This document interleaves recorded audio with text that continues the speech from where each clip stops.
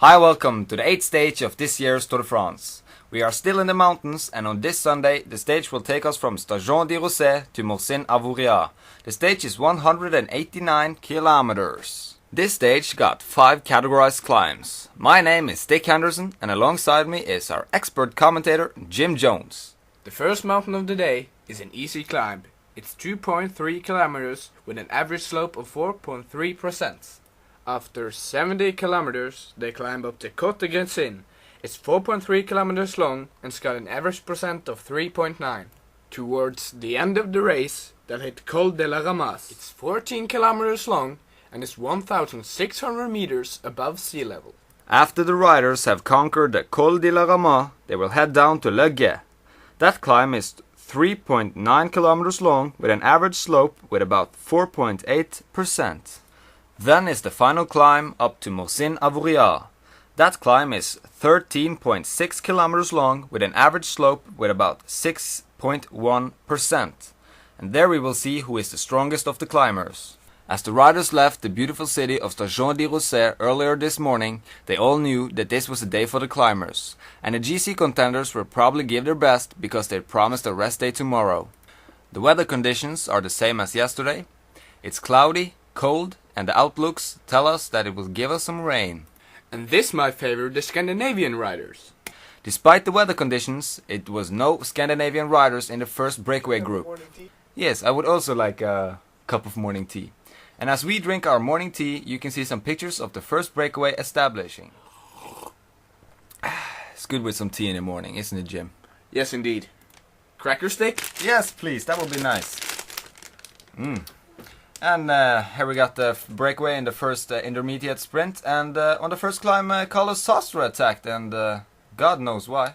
Well, maybe he's trying to score some points on the King of the Mountain jersey, as we're ending our recap footage and tuning in live on the 8th stage of this year's Tour de France. Carlos Sastre is still on the break, and he just caught the breakaway group. He catch Vourgonov, and he attacked. And here we can see him coming first over the second last mountain of the day. And we are now getting ready for the last. As we can see, the pace is really picking up now before the downhill section.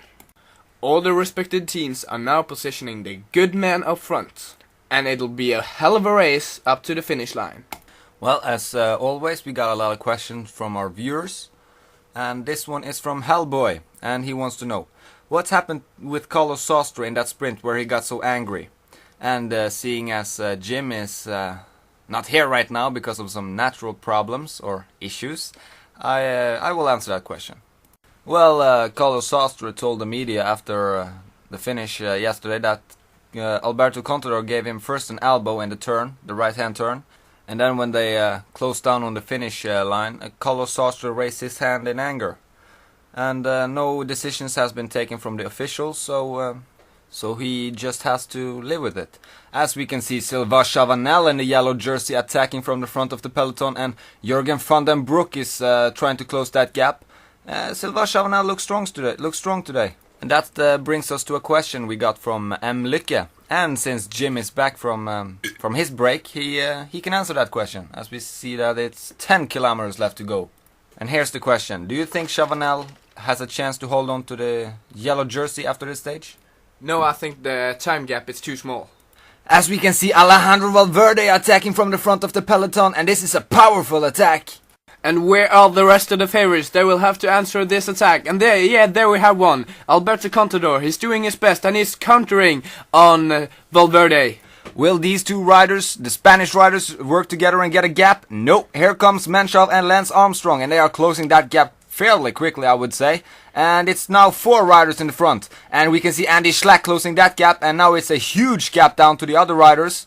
And it looks like it's Rein Terame closing that gap, and Sastre is in trouble. As we can see, the pack is just behind them. And we can also see that world champion Cadel Evans was attacking from the front of the peloton, and he just blew past Carlos Sastre there. And, well, Carlos Sastre is known for driving at his own pace, so it's probably not panic in his head. As Wiggins is attacking, yeah.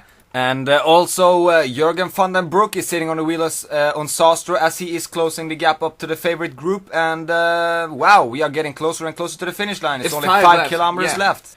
And now there's Michael Rogers attacking, and none of the favorites are following him. And there's a bunch of people there watching. Wow, how can he even get through there? Yeah, and we can see now an overlook picture as the favorite group are not far behind, but I can't see any Liquigas riders. Where is Ivan Basso? It's crisis at Liquigas. Where are Ivan Basso? And it looks like we are getting a bunch sprint now, and Contador is at front with Valverde, and now there we got some pictures. Ivan Basso is dropped from the group. As we can see, Alejandro Valverde with Alberto Contador on his wheel, and it's a little gap there, but Michael Rogers is not able to close that. It's Lance Armstrong that got to take responsibility and close that gap, and he does. And it also looks like Rein Taramay is surprising everyone. He is sitting in a favorite group, and Menchov is coming strong from behind now, and Bradley Wiggins is there as well. And yeah, Menchov, is he going on counterattack?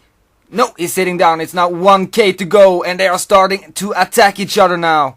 And it's Menchov opening first, and Lance Armstrong is struggling.